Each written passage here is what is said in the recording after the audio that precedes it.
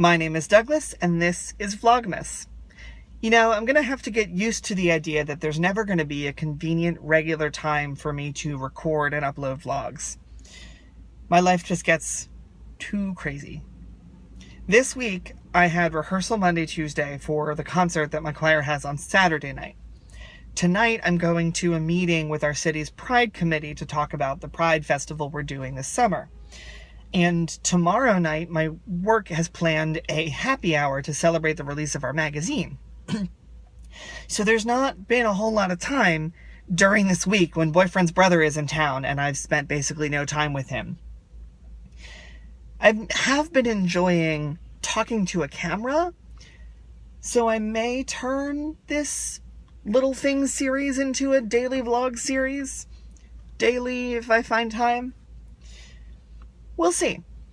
It'd be great to purchase a vlog camera, but that's money that I may not necessarily want to spend on something that is just kind of a basic hobby. It's not like I have an audience to justify monetizing my videos to pay for the cost of a camera.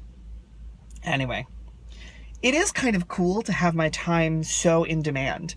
It's nice to feel wanted and needed, that my time is important enough that people want to take it.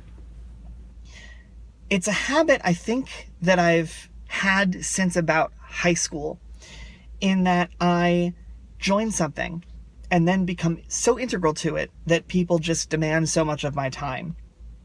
And I think it's mostly because I end up doing things that other people don't really want to do, and then I commit to doing them as well as I can. So then everybody wants me to continue to do those things. The example, of course, is the fundraiser that my choir did that I was on the committee for. Last year, the people who ran the committee didn't want to be involved anymore, and so I kind of jumped in, and now I'm talking with some of the committee about how I did great and I should probably run it again next year. Which, sure, I mean, I'm happy to do it, but it's also something that, again, demands my time.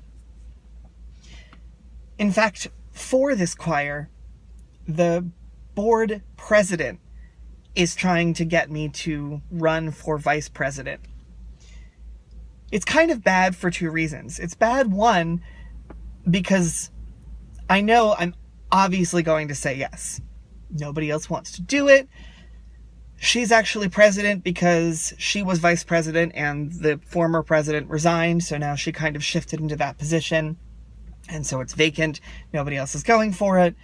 And so, as much as I've been hesitant and expressed that hesitancy, it's just an eventuality that I'm going to end up doing it. I just don't know when and how. But the second thing is, I'm never going to leave it. When I'm eventually president, because that's what's going to happen, she's going to leave, and then I'll be shifting to president, there's never going to be a point where I'm going to say, you know what, I'm done. Because that's not really how I do things. I don't really leave something unless there's a good, valid reason to do so.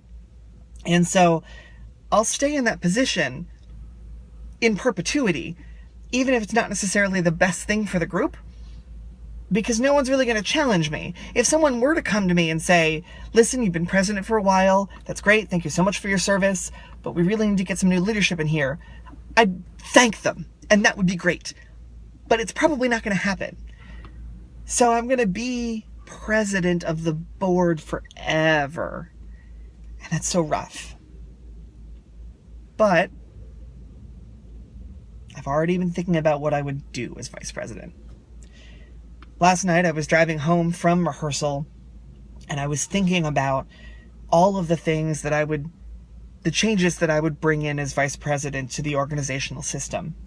And I was even thinking about structuring some sort of report about, here's all of the things that I could do, that I could bring in as a proposal to the board, which I could do even as a board member. But the idea that those are things that are occurring to me means I'm probably going to pursue this. I'm going to say yes. We'll see how it goes. Stay tuned. This has been Vlogmas. I'll see you tomorrow.